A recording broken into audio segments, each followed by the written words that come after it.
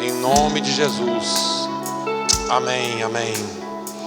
Da forma como você está, abra sua Bíblia em Mateus, no capítulo de número 9.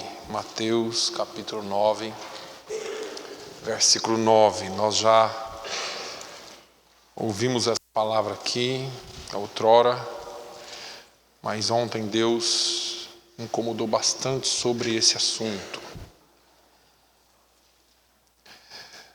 É muito conhecido, Mateus 9:9, Matthew 9:9, diz: E Jesus, passando adiante dali, viu assentado na alfândega um homem chamado Mateus e disse-lhe: Segue-me.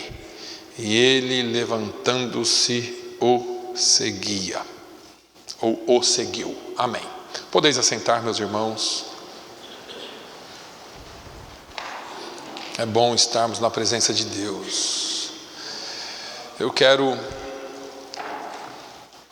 ir direto à palavra nessa manhã. E eu quero, já desde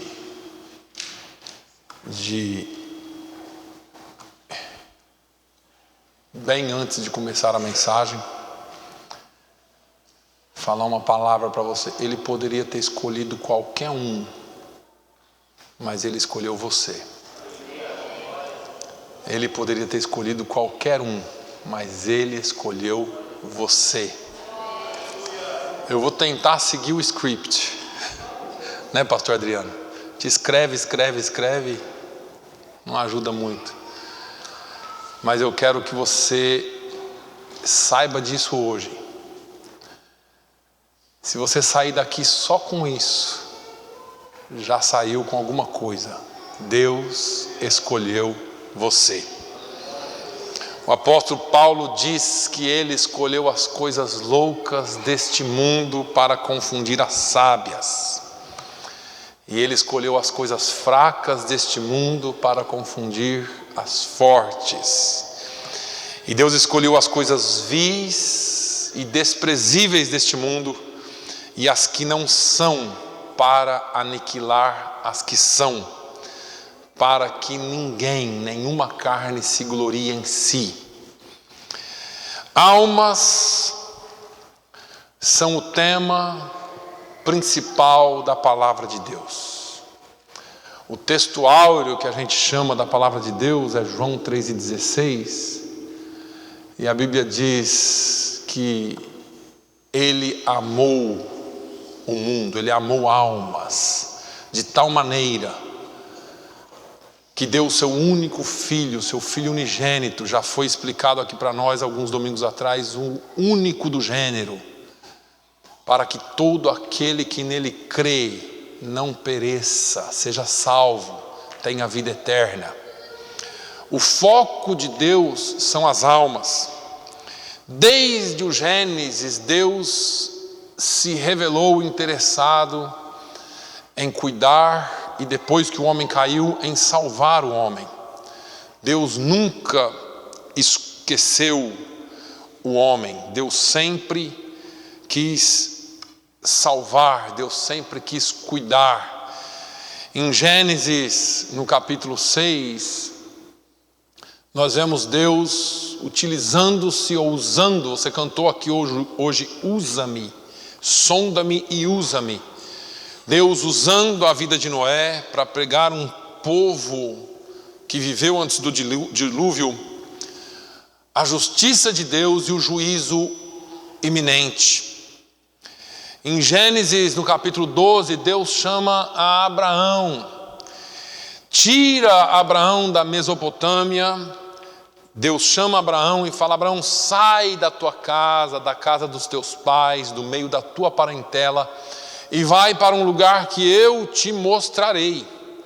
E ele, onde Abraão passasse, Deus, o Deus de Abraão, ou de Abrão naquela época, ficaria conhecido. Em Êxodo, no capítulo 3, Deus fala com Moisés através de uma sarça, lá nos montes pedregosos do Sinai. E chama a atenção de Moisés e envia Moisés de volta ao Egito para falar e mostrar a grandeza de Deus e resgatar o povo de Deus da escravidão. E ao passar o Mar Vermelho, todo mundo daquela época conheceu o Deus de Israel. O povo faria o Deus de Israel conhecido. No livro de Jonas, nós vemos uma revelação onde Deus se preocupa com um povo ímpio, um povo perdido.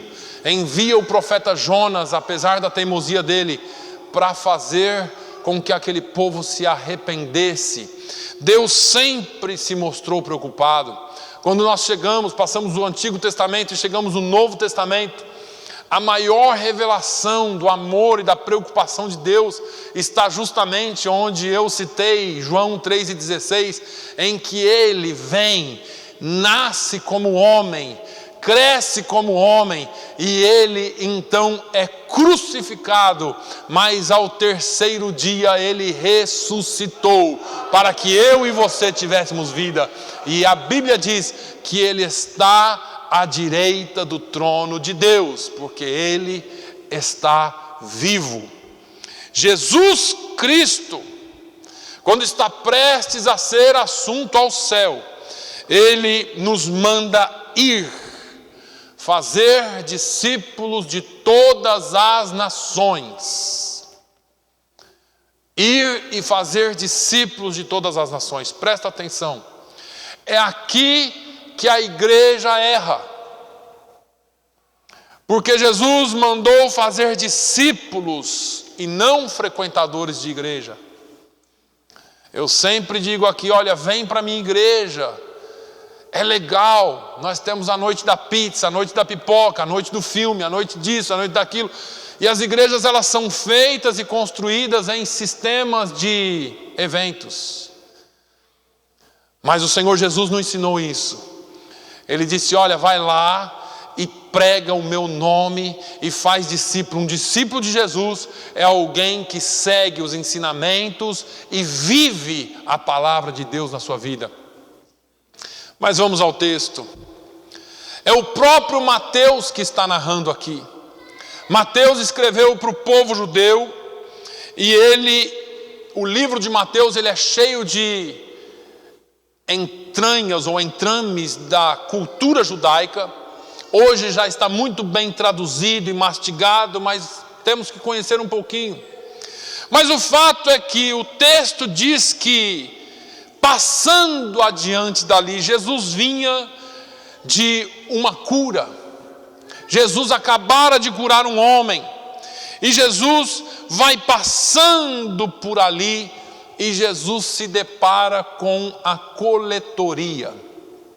A tradição diz que a coletoria ela funcionava de tempos em tempos e ela ficava na estrada que vai de Jerusalém a Cafarnaum. Eram 220 coletores de impostos, 110 de um lado da rua e 110 do outro. E em cada coletor daquele alguém vinha pagar os seus impostos. Talvez Jesus tenha ido para pagar impostos, mas Jesus tinha uma outra coisa em mente. Ele passa em meio à sua igreja e ele procura homens e mulheres. Eu disse aqui algumas semanas atrás que Jesus procura alguém. Jesus procura um homem, Jesus procura uma mulher. Jesus passa como um pastor passa e confere as suas ovelhas, como ele passa e confere o seu rebanho. Ele passa para aqueles que entendem como um comandante conferindo a sua tropa. Jesus passa no meio do seu povo. Eu abro um parênteses aqui para dizer que a igreja precisa valorizar a presença de Deus. Você pode dizer, pastor, a gente valoriza. Não fazemos muita distinção entre a presença de Deus e entre a manifestação do poder de Deus. Muitas vezes temos o poder, mas para cumprirmos a missão ou aquilo que Jesus nos mandou fazer, não podemos ter só o poder, nós precisamos também da presença. Se você analisar o texto de Êxodo 33, que é muito citado, o Senhor chama Moisés e fala assim: Moisés, eu não vou contigo. Não, eu vou traduzir para nós na nossa linguagem, não me entenda mal. Depois você lê Êxodo 33. Mas Deus fala para Moisés: não dá, Moisés. Se eu for com vocês, esse povo é duro. Esse povo é teimoso. Eles lá, tá? A igreja aqui de Fall River, graças a Deus, não tem teimoso. Não tem dureza aqui. Aqui é todo mundo mole e obediente. Mas o povo é duro. Se esse povo ficar me desobedecendo, eu vou matar o povo, Moisés. Eu não quero ir com vocês. Mas Moisés tem uma conversa com Deus. Nessa conversa, Deus fala assim: Moisés, eu não vou, mas faz o seguinte, eu mando o meu anjo. O meu anjo vai com vocês. E Moisés, ele muito teimoso, como Deus havia falado, ele diz: não, Senhor, se a tua presença não for conosco, não nos faça sair daqui. A gente não arreda o pé daqui se a sua presença não for conosco. Você sabe que teimosia, ela funciona para os dois lados, né? Antes fôssemos teimosos em buscar a presença de Deus. Antes fôssemos teimosos e disséssemos para Deus: nós não vamos sair daqui enquanto o Senhor não se manifestar no nosso meio. Você sabe qual que é um dos grandes problemas da igreja? A nossa religiosidade é tão grande que nós frequentamos a igreja e alguém já fica assim: que hora que o pastor vai terminar essa ladainha? Eu tenho um compromisso 1 hora. Eu tenho reserva no restaurante tal hora. Eu tenho que visitar alguém tal hora. E nós não valorizamos a palavra de Deus, a presença de Deus, e nem o que Deus pode fazer no nosso meio. O dia que a igreja entender isso e começar a clamar e dizer: Senhor, nós queremos mais de Ti. Nós queremos mais de Ti. Nós não queremos só o Teu poder, só a manifestação da Sua glória. Nós queremos a Tua presença conosco.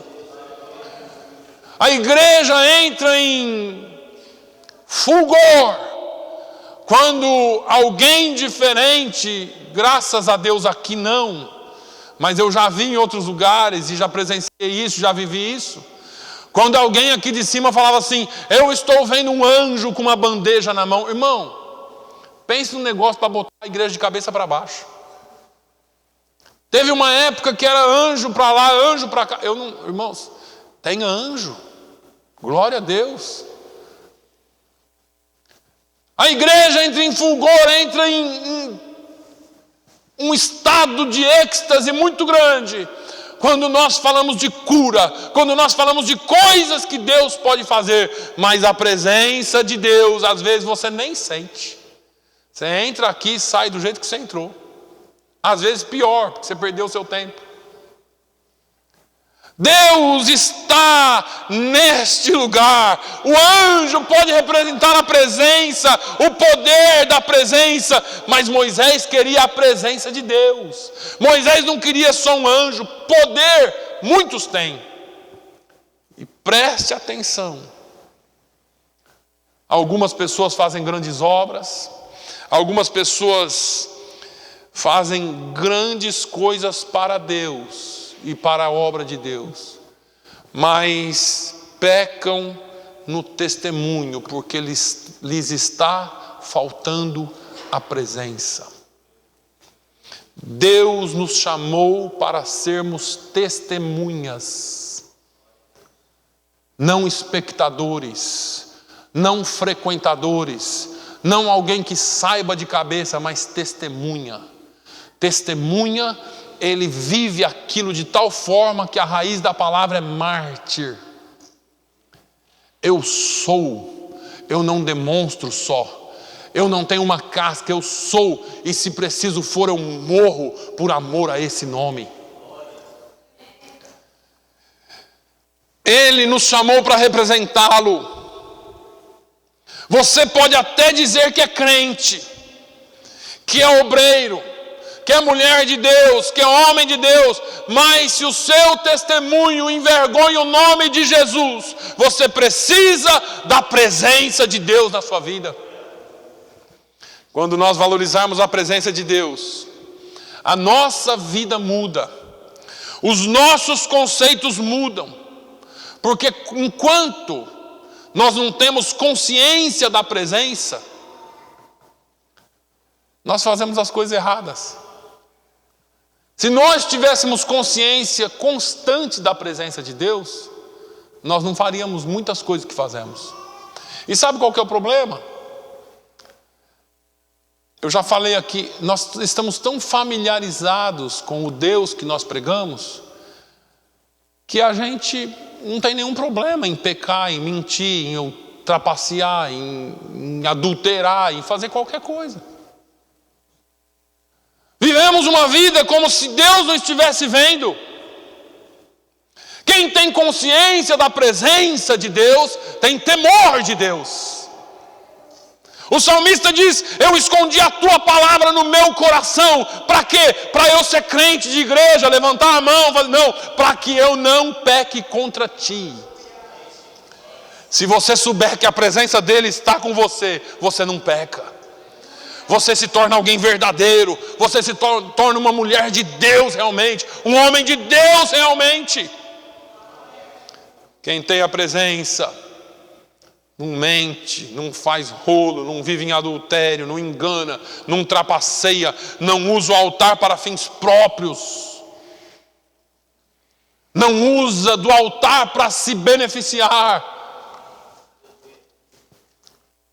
Muitos esqueceram da palavra que o apóstolo Paulo falou. Ele falou: é-me imposta essa condição. Deus me chamou para isso, para pregar o evangelho. Ele me chamou para esse negócio aqui. E ele diz assim: e ai de mim se eu não pregar o evangelho de Cristo. Homens que usam do altar para fazer maracutaias, tramóias, tudo quanto é coisa que você pensar, que o sangue de Jesus, o nome de Jesus e a presença de Jesus possa nos livrar disso. Eu sempre falo para Jesus, de coração, e falo aqui: se for para eu errar e ir para o inferno, me mate antes. Minha esposa corre um risco enorme de ficar viúva. Porque eu não quero outra coisa a não ser o céu. Eu não quero outra coisa a não ser representar o nome de Jesus nessa terra e ter a presença dele. 1 Reis 19, Elias está dentro de uma caverna. Ele estava fugindo, estava com medo. E aí,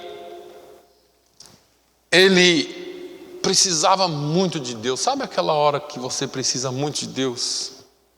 Você precisa ouvir Deus. Deus tem que fazer alguma... Afina o seu ouvido aí. Apura o seu ouvido aí. Sabe aquele momento que só você sabe o que você está passando? O texto diz que Elias está ali dentro da caverna, depressivo, chateado. E vem um vento, mas vem um vento forte, vem um vento derrubando tudo, fazendo um barulhão, arrancando árvores, e Elias ficou atento e falou: deve ser Deus, porque se o culto estiver assim, talvez Deus nem está aqui, né? Culto tem que ser aquele alvoroço, irmão. E aí Elias fica esperando Deus no vento. Mas a Bíblia diz assim: mas Deus não estava no vento. Aí, a Bíblia diz que veio um terremoto. E Elias foi olhar no terremoto para ver se Deus estava lá. E a Bíblia diz que Deus não estava no terremoto. Aí vem um fogo destruidor, vem queimando tudo. E Elias vai e coloca o nariz para fora da caverna para ver se Deus estava no fogo. Deus também não estava no fogo.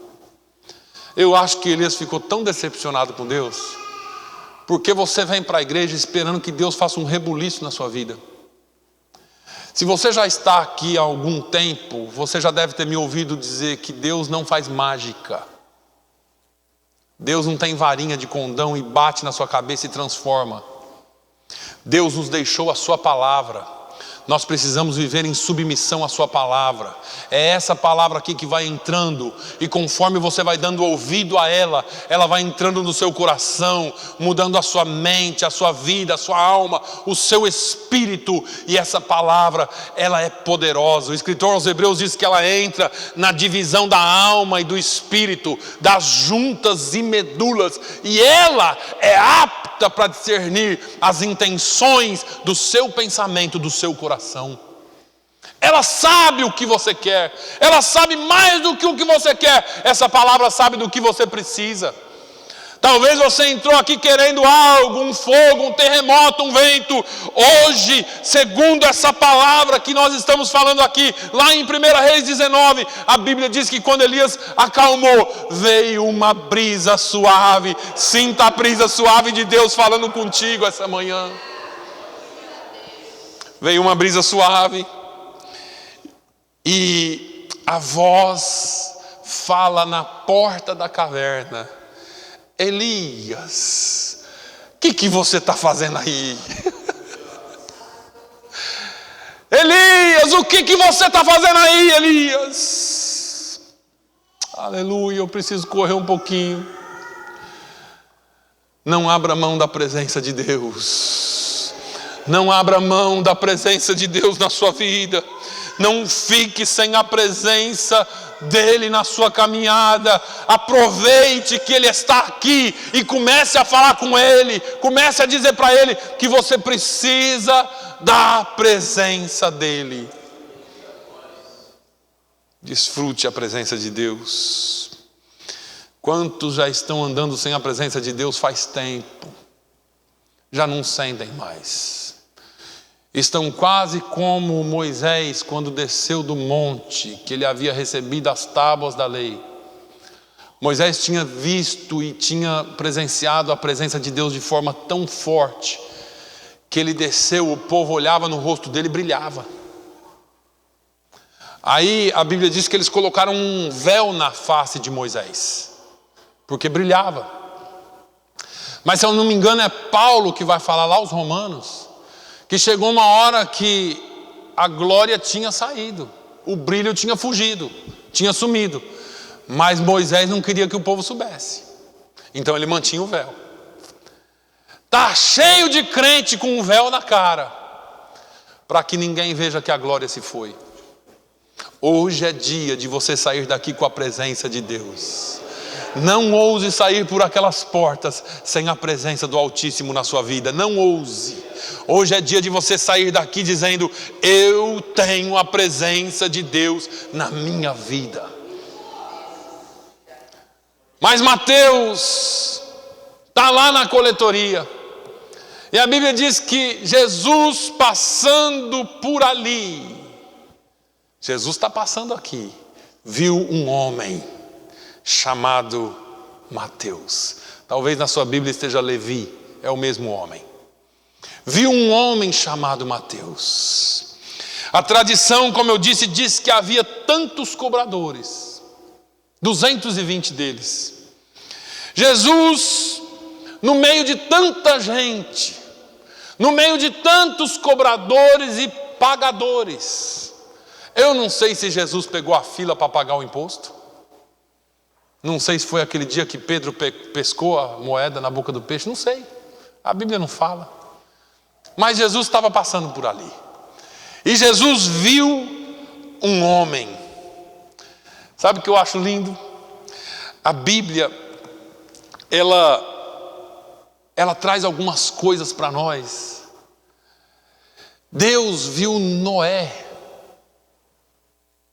no meio de uma sociedade corrompida e impura. Deus viu Noé. Deus viu Abrão numa Mesopotâmia politeísta, onde haviam muitos deuses. Deus viu um homem que agradou o seu coração, e ele foi chamado amigo de Deus. Deus viu Moisés lá no deserto do Sinai. Moisés pensou que tinha acabado tudo.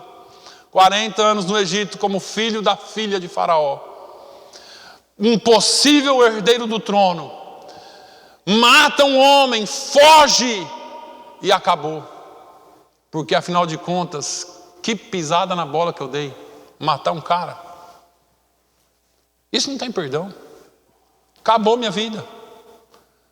E vai, encontra lá uns beduínos, casa com uma mulher e vai cuidar dos cabritos, das cabras e das ovelhas do seu sogro Jetro. E Deus viu ele lá no meio do nada. Lá no meio do nada. Deus viu Elias na caverna. Eu não tenho tempo aqui para... Não sei se eu continuo ou se eu digo tudo que Deus está mandando te dizer. Talvez você veio se esconder aqui em Fall River. Talvez isso aqui para você é uma caverna, mas Jesus te viu aqui hoje. O Senhor te vê aqui hoje. Ele viu e encontrou Jonas no porão do navio. Ele viu a você, ele viu a mim. Eu só sei que ele está aqui hoje passando a sua tropa em revista e ele vê você. O salmista diz no Salmo 139, no versículo 16: os teus olhos viram o meu corpo quando ele ainda era informe. Você era só um embrião. Jesus já colocou os olhos dele em você e falou: eu quero esse para mim. No dia em que você nasceu, milhares de crianças nasceram. Talvez centenas ou milhares já morreram. Quantas pessoas não morreram de lá para cá? Amigos, parentes, pai, mãe, irmãos. Quantos você já não perdeu? Mas o Senhor viu você e te trouxe até aqui para ouvir essa mensagem hoje. Porque Ele ainda tem algo com você. Não foi por acaso e não é por acaso que você está aqui. É porque Deus viu você e quando Ele viu, Ele disse: esse aí é meu, eu vou cuidar, eu vou usar, eu vou guardar. Você já cantou aqui hoje: sonda-me, ó Deus. Ele está sondando o seu coração. Aleluia. Essa semana passada nós ouvimos na mensagem aqui: chamei-te pelo teu nome e tu és meu. Chamei-te pelo teu nome e tu és meu. Quantas experiências você tem? Quantas vezes Ele já te livrou da morte? Sabe aquela hora que você diz assim: nossa, se eu não fosse rápido agora no volante. Sabe aquela hora que você pensa que foi você? Não foi você, foi Ele. Ele estava lá porque Ele te viu e Ele te conheceu. Você pode se sentir tão pequeno aqui, você pode estar se sentindo tão pequeno agora. Só você sabe o que você tem passado, só você sabe o que você tem sofrido, acusações, mentiras ou verdades de Satanás. Talvez o passado, o pecado está massacrando você, mas Deus não olha o teu passado. Quem tem olho na nuca é Satanás. Deus olha o hoje em diante. Ele quer saber o que vai acontecer no seu futuro, porque Ele tem um futuro de paz para você. Ele viu um homem chamado Mateus. Tira o nome do Mateus e põe o seu aí. Ele viu uma mulher, ele viu um homem. Ele viu alguém, ele conhece você. Deus sabe onde você mora. Deus sabe onde você se esconde. Deus conhece a tua história. Ele sabe a sua vida particular. Ele sabe todas as suas atrapalhadas, erros, dificuldades, limitações, mas Ele sabe que você pode ser uma arma na mão dEle. Ele conhece todos os teus segredos. Ele conhece cada defeito, Ele conhece cada detalhe da sua vida, mas Ele sabe cada dom, cada habilidade, cada coisa ou cada coisa específica que Ele criou e desenhou em você para que você desenvolvesse a sua chamada. Ele sabe. Existem algumas coisas na Bíblia, irmãos, que eu piro não, né? Eu fico incrível, como diz um pastor lá no Brasil. Eu fico incrível aqui na Flórida. Todas as vezes que Deus chama alguém pelo nome, é para uma grande obra. E algumas pessoas na Bíblia Ele chamou 2 vezes pelo nome. Deus chamou Abraão, Abraão. Moisés, Moisés. Samuel, Samuel. Saulo, Saulo. Agora, isso aqui sempre me deixou assim, no conceito judaico, e até hoje, o seu nome é uma síntese da sua história. No conceito judaico, muito mais. Quem conhece o nome de alguém e chama pelo nome, se você não conhecer a pessoa e a pessoa te chamar pelo nome, você leva um susto. Espera aí, de onde você me conhece? Mas quem te chama pelo seu nome, provavelmente te conhece. Né? Existem técnicas até para relembrar nome, para lembrar nomes, porque a pessoa que é chamada pelo nome, ele fala, puxa, lembrou de mim, que legal, me chamou pelo nome. Agora você imagina Deus te chamando pelo nome. E quando Deus chama a pessoa pelo nome uma vez, é como se Ele estivesse dizendo, olha, eu conheço você, e eu conheço parte da sua história, ou a sua história. Agora, quando chama 2 vezes pelo nome, Ele está dizendo, eu conheço você, e é você mesmo. Eu tenho certeza, eu não errei. Estou traduzindo aqui na nossa forma de pensar, porque Deus não erra.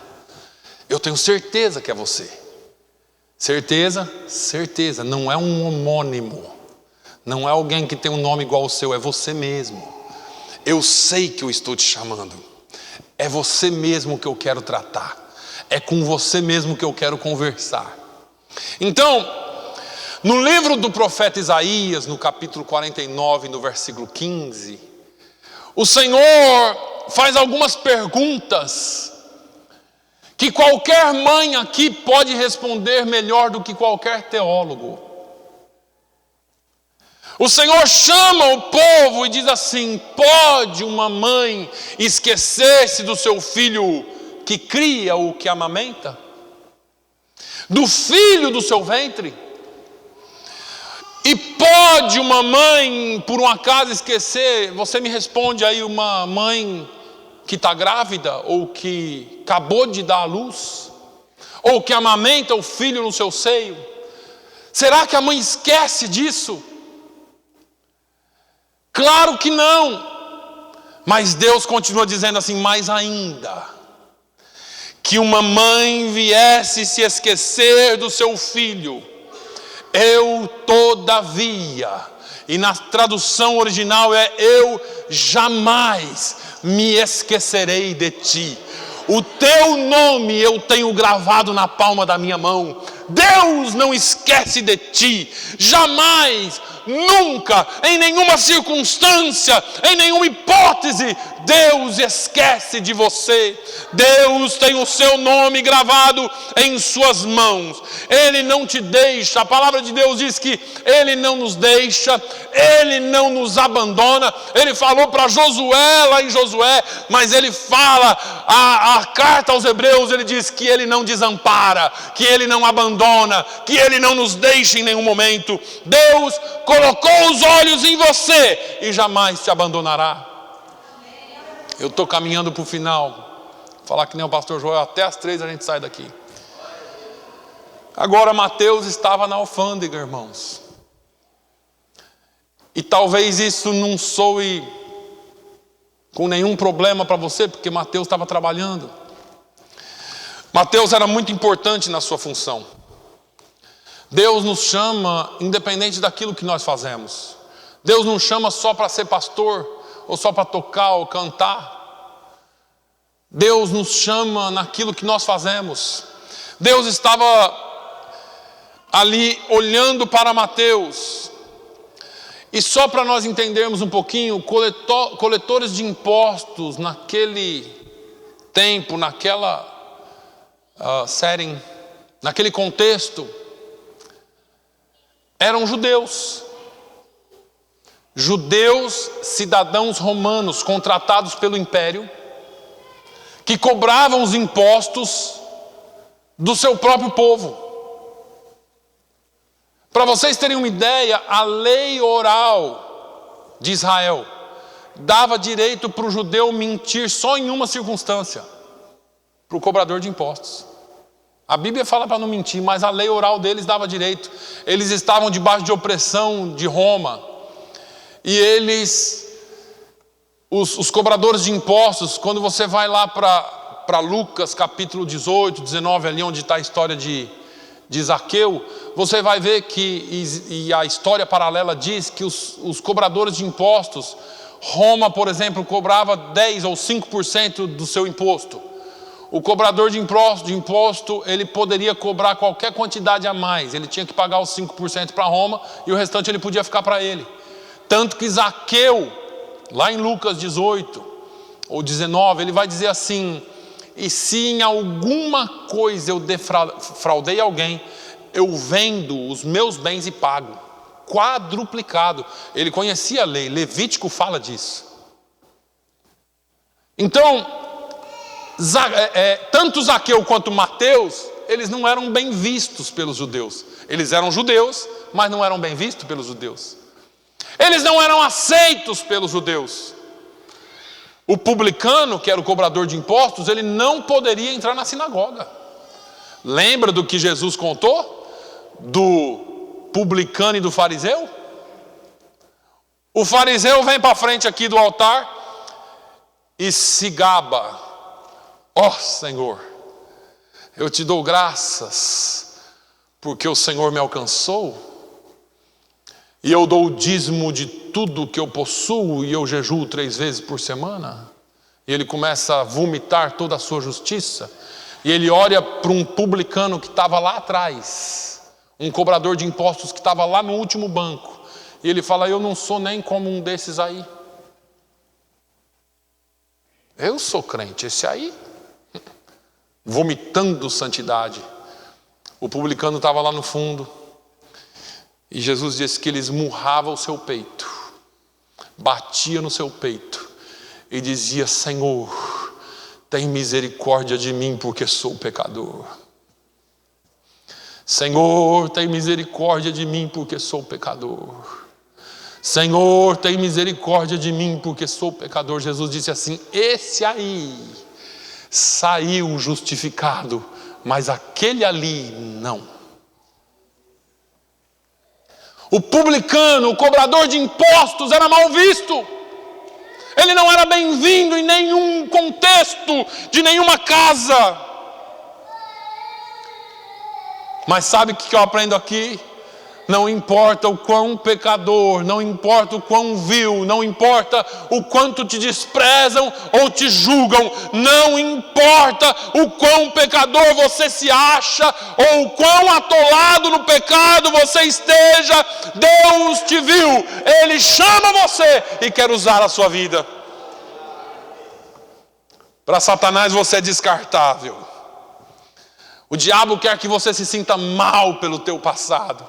Ele quer que você se sinta péssimo e que você diga para si mesmo: para mim não tem mais jeito. Mas Deus escolheu você. Tem jeito, tem cura para você, tem perdão para você. Não importa a posição que você está hoje, o que importa é que Deus tem reservado um futuro de bênção para você a partir de hoje. Mas Jesus olha para Mateus e diz assim: Mateus, segue-me. Eu acredito que ele leva um susto. Primeiro, porque como que Jesus sabia o nome dele? Segundo, que palavra que foi essa? E eu até hoje não consigo digerir muito bem. Porque a Bíblia não diz se Mateus já tinha conhecido Jesus antes ou não. Portanto, eu não sei se ele sabia o nome dele ou não, por conhecimento. E a forma como foi, o cara trabalhava para Roma, tinha salário. Jesus vem e fala assim: Mateus, segue-me. Eu não sei como que foi, mas eu acredito que ele tirou aquela bolsa, aquelas taxas, aqueles negócios, aqueles papéis, o dinheiro que estava dentro, jogou de lado e seguiu Jesus. Agora, é interessante que esse negócio de seguir Jesus, eu falei aqui no começo, ele parece um negócio meio estranho, né? Porque nós viramos frequentadores de igreja. Seguir Jesus é muito mais do que ser crente. Seguir Jesus é mais do que frequentar uma igreja. Seguir Jesus é muito mais do que andar com a Bíblia debaixo do braço e cantar alguns hinos da harpa de cor. Seguir Jesus é muito mais do que ter uma carteirinha de pastor no bolso. Seguir Jesus é muito mais do que você fazer parte de uma denominação ou ter um cartão de membro de alguma igreja em inglês, porque é uma identidade. Seguir Jesus é fazer o que ele faz. Seguir Jesus é pisar onde ele pisa. Seguir Jesus é viver como ele vive. Ou, se você quiser melhor, como ele viveu aqui na terra. Seguir Jesus é ser a revelação de Deus para os homens. É testemunha. É ser testemunha da salvação de Cristo. Seguir Jesus não está ligado ou conectado a uma religião, porque Jesus não era religioso. Eu tenho certeza que se Jesus estivesse em carne aqui na terra, talvez ele não frequentaria nenhuma dessas igrejas que arrotam santidade e que defendem e brigam tanto pela sua placa, porque Jesus não está preso a placas. Foi falado aqui a semana passada, Deus não tem contrato com denominações. Deus não tem contrato com homens ou mulheres. Deus não tem contrato com grandes e mega igrejas. Deus só tem compromisso com quem tem compromisso com a sua palavra, porque o compromisso maior dele é com a palavra dele, que não volta para si vazia. Quer um exemplo? A religião gritava para o leproso: imundo! O leproso vinha a Jesus, Jesus dizia: ser limpo. A religião, ela arrastava a adúltera para a praça pública e dizia: apedreja. Jesus dizia: vá e não peques mais. A religião pegava um publicano e cobrador de impostos e dizia: não entre na nossa sinagoga, na nossa igreja. Jesus dizia para ele: vamos, hoje eu vou cear com você na sua casa, eu vou posar contigo. A religião olhava para o ladrão e dizia: crucifique. Jesus olha para o ladrão e disse: hoje, ainda hoje, estarás comigo no paraíso. Religião não salva ninguém, mas o nome de Jesus, a presença de Jesus salva. Seguir Jesus é estar impregnado pela natureza de Deus. Seguir Jesus envolve amor, perdão, paz, longanimidade, paciência, envolve todo o fruto do Espírito. Seguir Jesus é um negócio complicado. E Jesus já sabia disso. Ele disse: se alguém quiser me seguir. Jesus não forçou ninguém a seguir ele. Quer seguir? Quero. Então você vai ter que começar negando-se a si mesmo. Você vai ter que tomar sua cruz. Aí você me segue. Não é fácil, mas é bom. Não é fácil, mas o alvo é bom. Não é fácil, mas o céu nos espera. Seguir Jesus é viver o verdadeiro cristianismo. Eu encerro aqui. A Bíblia diz que Mateus se levantou e o seguiu. Foi imediato. Mateus não fez perguntas, pastor Claudevan. Mateus não questionou quais seriam as vantagens de seguir Jesus. Você vem para a minha igreja que Jesus vai curar a sua família, Jesus vai salvar isso, vai salvar aquilo. E a gente faz um monte de promessa que a Bíblia não faz. Eu não estou dizendo que Jesus não salva, que Jesus não cura. Salva. Para o carcereiro, Paulo diz: crê no Senhor Jesus e será salvo tu e a tua casa. Vem que Jesus vai curar, e Jesus não cura, morre. E a gente promete muitas coisas, irmãos, que nós não deveríamos prometer. O pior desserviço ao Evangelho é você prometer o que Deus não te mandou prometer. Os seus problemas acabaram. Mentira, eles só estão começando. Acaba os velhos, porque o diabo sai da sua vida, o demônio sai da sua vida, as coisas antigas passam, começa tudo novo. Aí você vai ler o livro de Hebreus.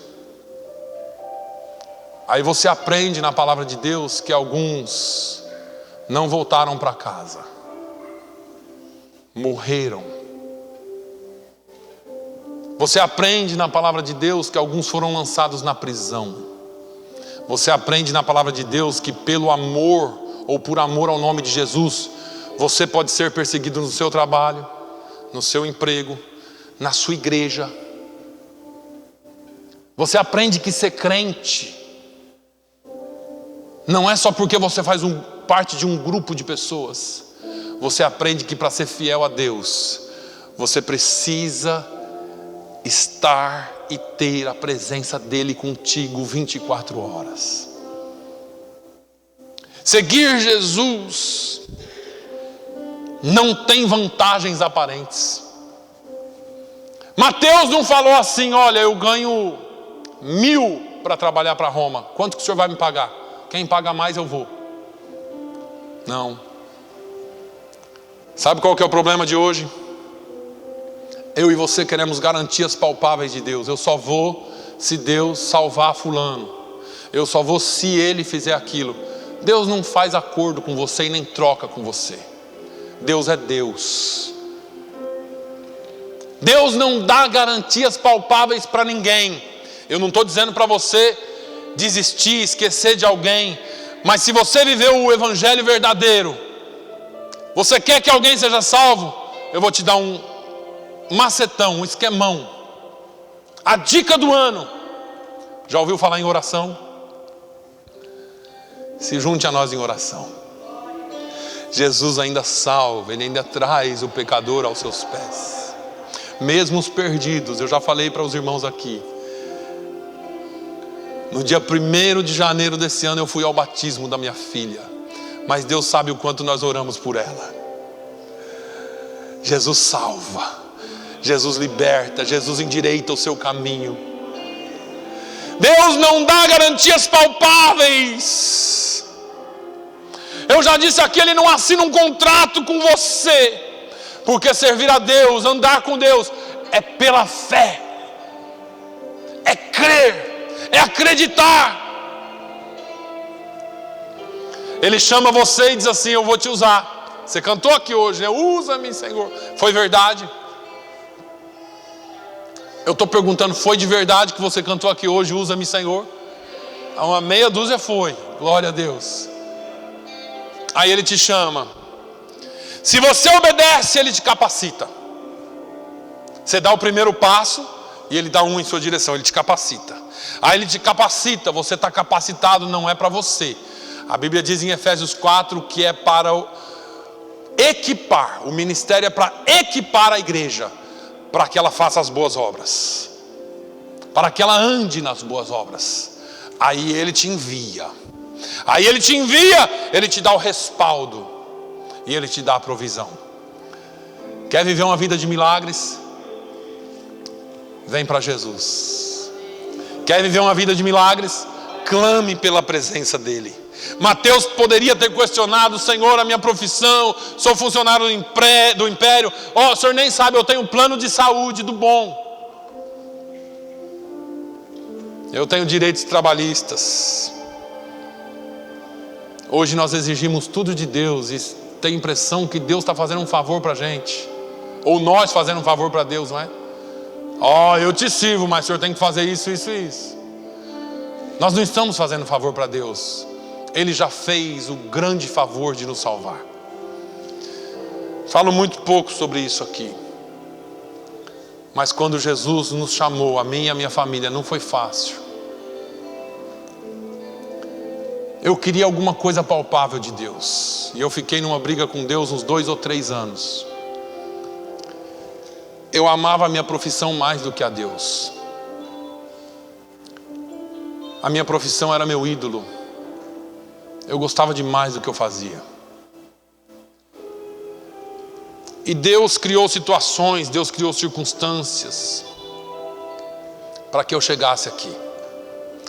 Eu me lembro em algumas conversas que nós tivemos, eu e minha esposa, e nós falamos assim: vamos entrar naquele avião e deixar tudo para trás. Eu não vim aqui atrás de uma vida melhor para os meus filhos. Eu não vim aqui atrás de uma profissão melhor para mim. Eu vim aqui cumprindo um chamado de Deus. Pela minha teimosia, Deus teve que me empurrar para cá. Se eu tivesse ouvido antes, eu não teria passado tanta dificuldade. Mas Deus me empurrou para cá. Abandonar uma carreira pública com quase 20 anos de serviço, uma carreira promissora, não é fácil para ninguém. Mas 12 anos se passaram, 13. A obra dói, mas é gratificante. Tem espinhos, mas tem bálsamo. Tem noites perdidas, mas tem dias de festa. Algumas lágrimas. E eu falo algumas porque eu choro pouco. Eu choro na presença de Deus. Mas tem júbilo, tem alegria.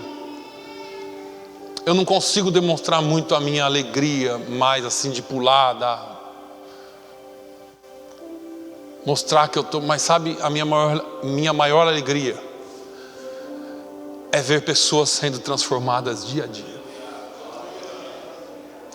Gente que ninguém dava nada e que hoje eu sei que vai entrar no céu. Servir a Deus é melhor do que tudo. Andar com Deus então é melhor do que tudo. Não saia daqui sem a presença dEle. Não ouse ir para a sua casa sem a presença dEle. Diga para Ele de verdade: usa-me, Senhor. Sonda-me e usa-me. Eu quero. Eu vou dizer para você, não vai ser fácil. Vão ter trombadas no meio do caminho. Às vezes os pensamentos batem em você e você até olha para trás como Israel, dizendo: aquelas cebolas, aqueles pepinos do Egito. Mas deixa eu te falar uma novidade: Deus tem maná para você no deserto, e um dia Ele vai te colocar na terra prometida, porque Ele prometeu. Você está no caminho certo. Não perca a visão e não saia daqui sem a presença de Deus na sua vida. Fique de pé, por favor. Você, Ele compreende o teu caminhar. Aleluia. Nunca viu amor tão grande assim. Ele te ama. Ele não desiste de você. Ele te ama, Ele te ama. Ele se importa com você. Ele compreende o seu caminhar. Nunca viu amor tão grande assim. Eu quero orar por você. Aí onde você está, eu quero que você fale com Deus. O que você fez. Fale com Ele agora. Fala para Ele: Senhor, eu quero. Clame pela presença dEle na sua vida hoje. Não saia daqui sem a presença dEle. E se você ainda não entregou sua vida a Jesus e quer fazê-lo, vem aqui, eu oro por você. Se você quer dar um passo de fé e receber Jesus, vem aqui. Senão eu vou orar por você. Eu quero orar pela igreja hoje. Se na escuridão, Senhor, eu quero te louvar pela vida da tua igreja. Eu quero te louvar, ó Deus, porque o Senhor tem cuidado do teu povo. Ó Senhor, eu sei que alguns corações aqui ouviram, entenderam e não querem sair daqui sem a tua presença.